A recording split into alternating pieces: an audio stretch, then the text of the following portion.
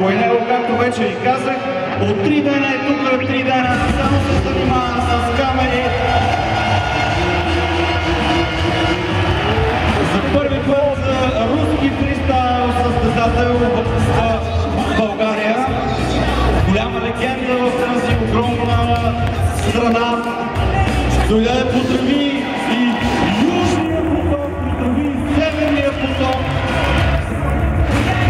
Николай. За него това е силно участие като цяло в вечерта на скоковете.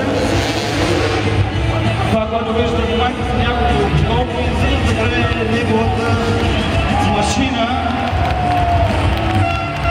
В момента, в който започне първата рамка, тогава започва да тече неговото време.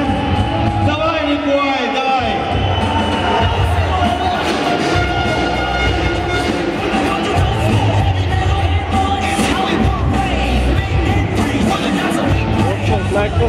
Изпрати кикъра за първа рампа.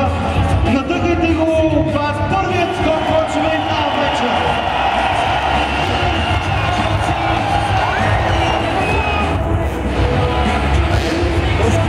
Точките са много важни.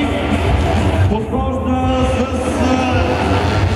специфично изпълнение.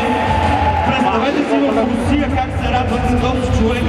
Дано ние някой ден ще имаме наш български фристайл състезател.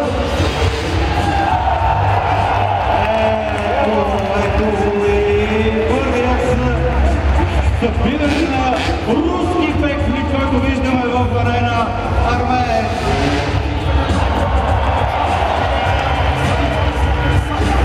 Миналата година ми казах да говоря глупо се доскокването, но това беше чист клифхенгър, когато се сложи краката.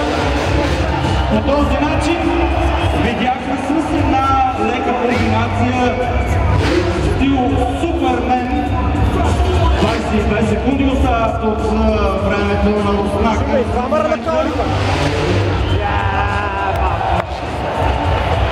Имаше разходка на краката в стил нак-нак.